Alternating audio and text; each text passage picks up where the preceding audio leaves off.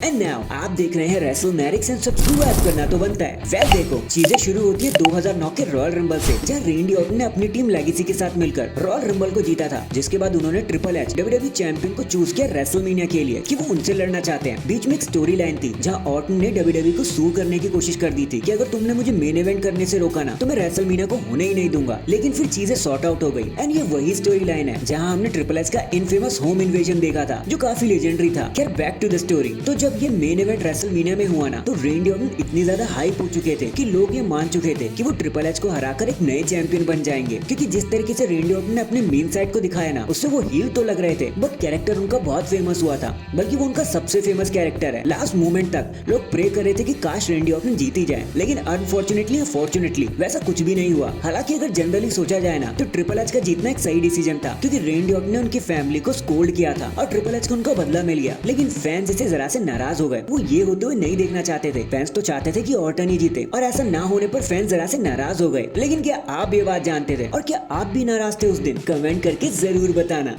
Well guys, आज सभी की पहली पसंद होने वाले जॉन सीना के साथ सब कुछ उतना भी आसान नहीं था जितना आपको और हमको लगता है। आज भी हम फैंस को जरा भी नहीं पता कि जॉन सीना को अपने अर्ली लाइफ में कितने रिजेक्शन को फेस करना पड़ा था। तो एक्चुअली में चीजें शुरू होती है जॉन सीना की अर्ली लाइफ से, जहां सन 2002 के अराउंड उन्होंने अपना लेजेंडरी डेब्यूट किया था। कुछ ही समय में उनका कैरेक्टर टर्न डाउन कर दिया गया। फैंस भी कुछ ज्यादा एक्साइटेड नहीं हो रहे थे उनके लिए। वो तो शुक्र है स्टेफनी मैकमैन का कि उन्होंने जॉन सीना को बस में रैप करते हुए देख लिया, वरना तो जॉन सीना 2002 की एंडिंग में ही रिलीज कर दिए जाते। ये तो स्टेफनी थी जिन्होंने जॉन सीना को डॉक्टर एंड थग नामक सा कैरेक्टर प्ले करने को दिया, और उसके बाद तो रेस्ट इज हिस्ट्री। तो हमें स्टेफनी का शुक्रिया करना चाहिए। फिर जब जॉन सीना की गाड़ी एक बार ही ट्रैक पर आने ही लगी थी तो फिर 2006 के अराउंड हमने फिर उन्हें रिजेक्ट करना शुरू कर दिया। एक तो फैंस जॉन सीना के साथ फिर से कनेक्ट नहीं कर पा रहे थे, ऊपर से रेसलमेनिया 22 में जब उन्होंने ट्रिपल एच को मेन इवेंट में हराया तो उससे तो फैंस को अलग ही गुस्सा आ गया। एंड इसी गलती को ठीक करने के लिए सीना वर्सेस ट्रिपल एच का पार्ट 2 भी रेसलमेनिया 23 में डिसाइड किया गया था, बट फिर ट्रिपल एच इंजर्ड हो गए और रेस्ट इज हिस्ट्री। जिसके बाद जॉन सीना ने बहुत कोशिश करी, एक के बाद एक इंस्टेंट क्लासिक देने शुरू कर दिए उन्होंने हमें, जिसके बाद ही उन्होंने फैंस के दिल में जगह बनाई और हमने उन्हें बेशुमार प्यार दिया। तो इफ यू थिंक कि जॉन सीना के लिए सब कुछ आसान ही रहा, सब कुछ उनके हाथ में मिल गया, तो भाई ऐसा कुछ भी नहीं था। उन्होंने बहुत मेहनत करी है। तो क्या आप ये बात जानते थे?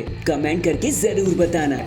सो गाइस, बात कुछ ऐसी है कि अगर आपको लगता है ना कि शॉन अपने मैच से दुखी थे, उससे गुस्सा हो गए थे, तो ऐसा कुछ भी नहीं है। बल्कि उनकी नजरों में देखा जाए ना तो ये मैच उनकी लाइफ का सबसे परफेक्ट मैच बन के सामने आया। शॉन माइकल इस मैच में अपना सब कुछ रिंग के अंदर छोड़ देना चाहते थे और वही उन्होंने करके भी दिखा दिया, और रिजल्ट भी एकदम हमारी पसंद का ही आया। लेकिन फिर इसमें गुस्सा होने वाली बात क्या थी? तो देखो यार, असल में बात तो ये है कि शॉन माइकल को जब पता चला कि उनका एंड टेकर का मैच मेन इवेंट में नहीं आने वाला, रेसलमेनिया की मेन इवेंट में नहीं आने वाला, तो बस इस बात से शॉन माइकल बहुत चिढ़ गए कि इतने हाईली एंटीसिपेट मैच होने के बावजूद भी उनका मैच मिड कार्ड में मेन इवेंट में नहीं किया गया, बल्कि उस नाइट तो वो सबसे बेस्ट मैच माना जा रहा था। एंड इसी बात से वो काफी नाराज भी हो गए थे और खुल के उन्होंने अपनी नाराजगी जताई भी। और फिर अगले ही साल रेसलमेनिया 26 में वो दी अंडरटेकर के साथ मेन इवेंट करके ही माने। And this is what Shawn Michaels is all about. Yes, he is greatest Indian performer of all time, लेकिन उसी हिसाब का गुस्सा भी कैरी करते हैं वो, और यही हमारे शॉन माइकल की खास बात। लेकिन क्या आप ये खास बात जानते थे? कमेंट करके जरूर बताना। जो होता है Hell in a Cell match between CM Punk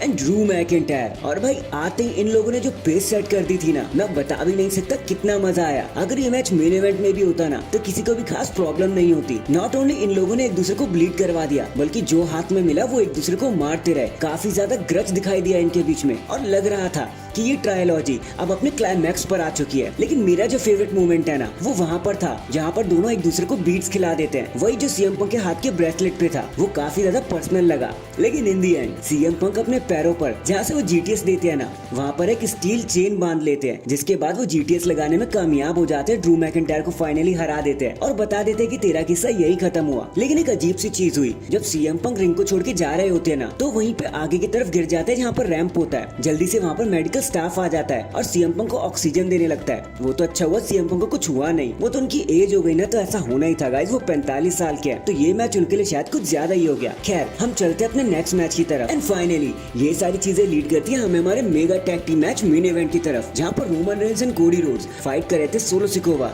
and Jacob फातू से। और भाई देखो, मैच तो ये जैसा था वैसा था, लेकिन आप कोडी एंड रोमन की एंट्रेंस जरूर देखना। भाई आपको घूसबम्स आ जाने वाले ऐसा सिनेरियो हो गया था। लग रहा था आप रेसलमेनिया समर स्लैम देख रहे हो। देखो मैच में तो बहुत मजा आया, लग रहा था कि भाई वो फैमिली फ्यूड हमें देखने को मिल रही है, लेकिन तभी ब्लड लाइन वहां से आ जाते हैं जो जेकब एंड सोलो की मदद करने लगते हैं। जैसे तैसे रोमन उनसे बचते हैं कि तभी वो फिर से कंट्रोल पा लेते हैं। पर हमें एक और रिटर्न देखने को मिलता है जो होता है जिमी ऊसो का। जिमी ऊसो आते ही टामा एंड लोआ दोनों पर अटैक कर देते हैं और सोलो को बता देते हैं कि अब तुम बिल्कुल अकेले हो। रोमन रेंस मैच जीतने में यही कामयाब हो जाते हैं। जिसके बाद जब रोमन एंड जिमी ऊसो वहां से जा रहे होते हैं ना, तो कोडी रोड्स को पीटने लग जाती है ब्लड लाइन और जिमी ऊसो रोमन को समझाते हैं कि चलो हम कोडी को बचाते हैं। जिसके बाद वो सोलो पर अटैक करके कोडी रोड्स को फाइनली बचाने में कामयाब हो जाते हैं और रोमन रेंस टाइटल को उठा के कोडी को पास ऑन कर देते हैं कि भाई तुम चैंपियन हो। लेकिन तभी नाइट खत्म होने से पहले हमें इफ यू स्मेल की थीम सॉन्ग सुनने को मिलती है और हमें पता चलता है कि फाइनल बॉस ने अपना रिटर्न कर लिया है। The final boss the rock वहां पर आते हैं और एक 3 काउंट कर देते हैं और एक सबलिमिनल मैसेज दे देते हैं कि भाई अब मैं आ चुका हूँ, ये सब ड्रामा नहीं चलेगा। एंड अगर चैनल पर नए तो चैनल को अभी लाइक एंड सब्सक्राइब कर दो। बाकी मैं मिलता हूँ आपसे किसी और अपडेट के साथ, तब तक के लिए अपना ख्याल रखें और खुश रहें।